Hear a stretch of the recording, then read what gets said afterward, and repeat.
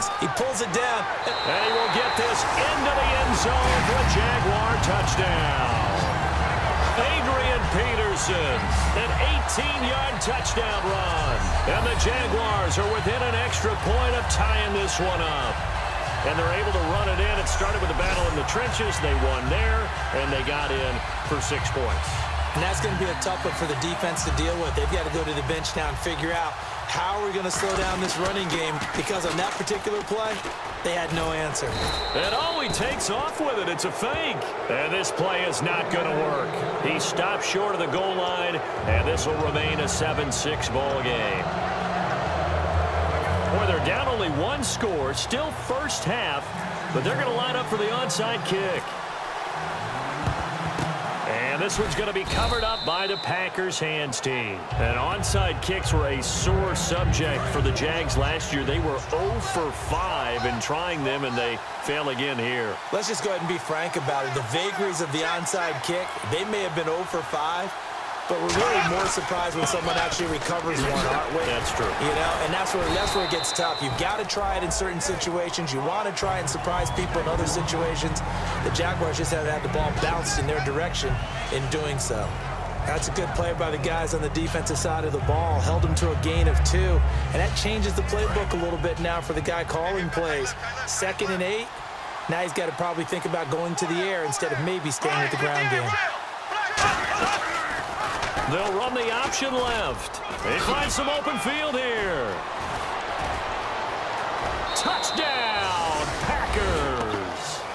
Blake Bortles, 39 yards. And the Packers add 6 to their lead. So a designed run all the way, and he took it the distance. I don't know that anybody saw that coming. Well, on this play, how about the vision of him, being able to see the open field, make his move, and get there. Oftentimes, defenses have a spy for the quarterback position to try and take care of it. On that play, if they did, it certainly didn't work. Lost. Yeah, there's no doubt.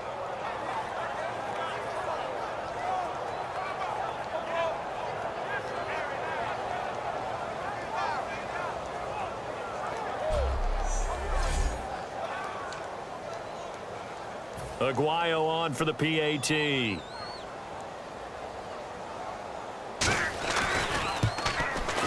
And it's up. It's good. Our score, 14-6.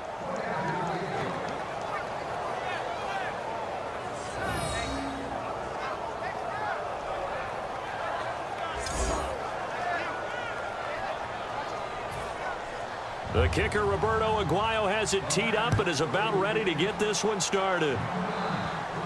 Here's Jarvis Landry now on the return. And not a bad return here. He gets it out to the 25-yard line.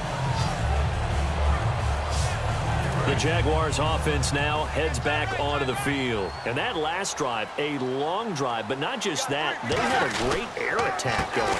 Do they stick with that? I would think that they would, because if they were confident enough to do it on the last drive, starting backed up in their own territory, why would you change anything? They've got to be confident about what they're presenting and continue to do so. Yeah, because the secondary, they really look clueless. And that was amazing, because that drive went and went, no adjustments, and no big plays by the defense to knock the ball away.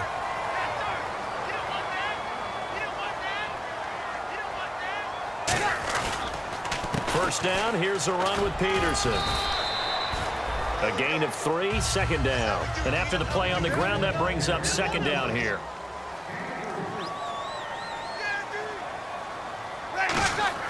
Now they'll throw with Breeze. Oh, a battle for it here, and this will be caught. A really good pickup of 28 yards.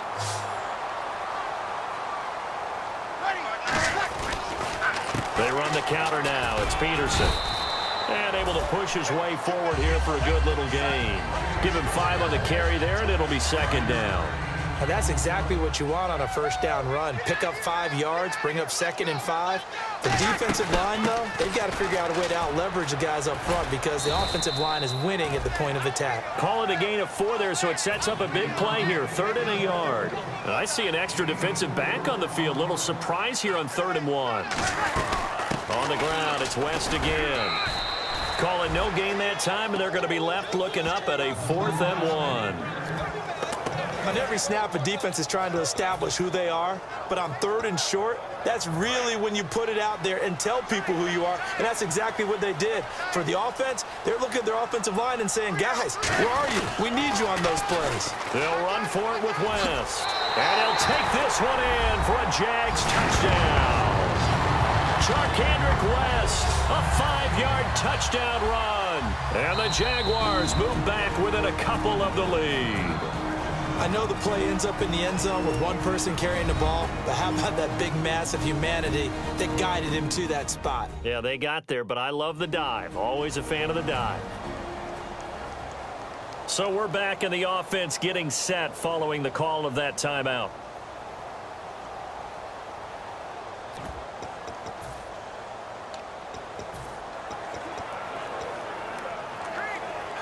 And now following the timeout, we'll see if the offense tries to change things up.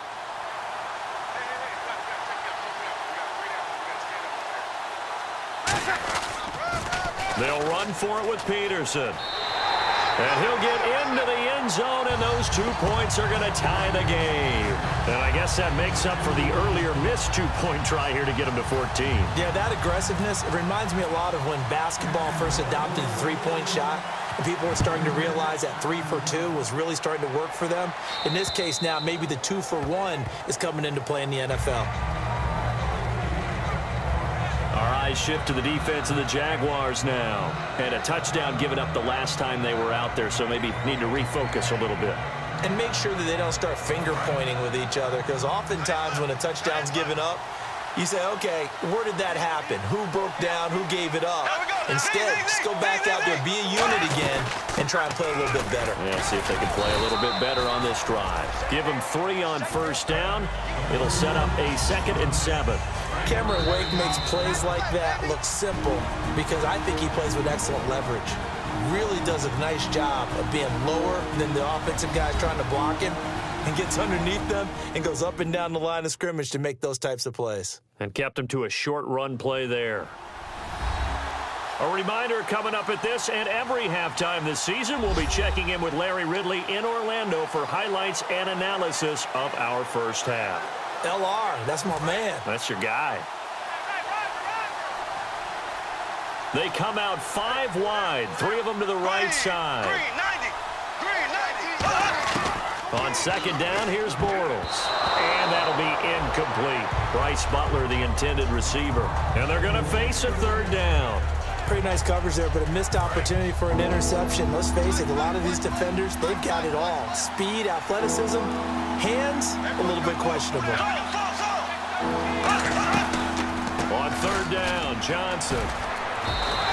Just a 1-yard gain on the play, and that'll mean a call to the punt team as it's 4th down. And now the Jags going to signal for another timeout. So that means they're down to 1 remaining here as we head toward halftime.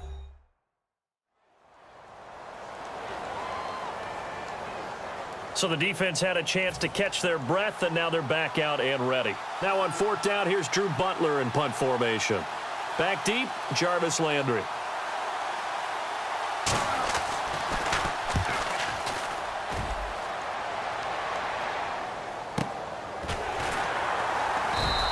It'll be a 39-yard punt, no return. And the Jaguars go on offense, 1st down and 10. Out comes the Jacksonville offense as they get set to take over here. And they were able to punch it in the end zone last time. They'll be looking to do that again here for the defense.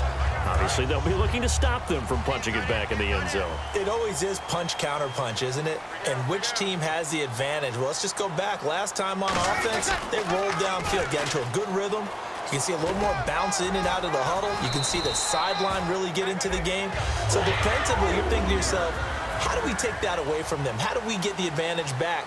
Let's see what they come up with. I think pressure is always the first way to go. You love pressure. I love it. We'll see if they dial it up this drive. Throwing now is Breeze.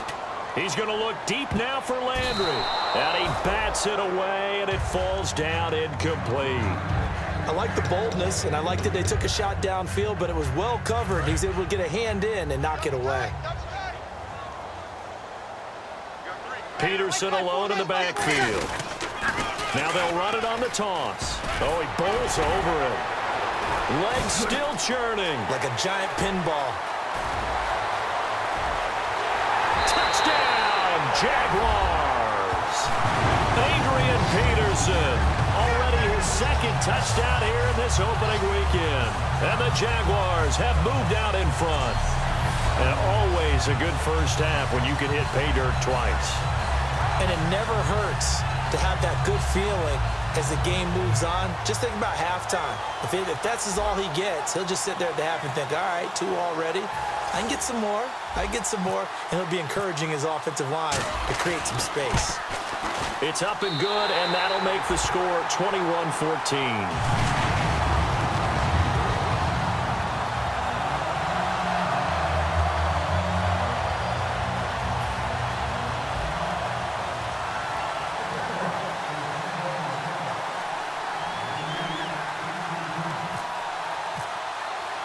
Tucker now to kick it away following the touchdown.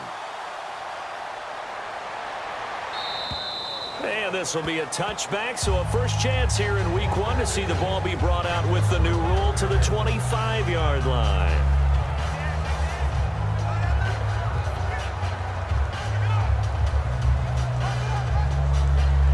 The Packer offense now ready to get back onto the field. And a tight game after punting last time. See if they can get something going on this drive. As they head to the field now, with the game this close, you've got to feel there's a sense of urgency for them going on offense right now. But they have to do it without letting panic creep in and affect their play.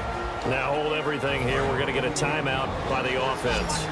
It's just their first, so they'll have 2 remaining here before we get to halftime. On 1st and 10, here's Bortles. Brought in here by Tyler Eifert. And oh, so close as he takes it all the way to the 2-yard line. Now whistles come in. We're going to get a timeout here by the offense. So that means they're down to 1 remaining here as we head toward halftime.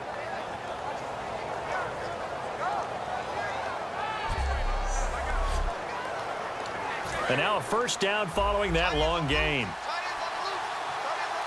They'll come out in the pistol.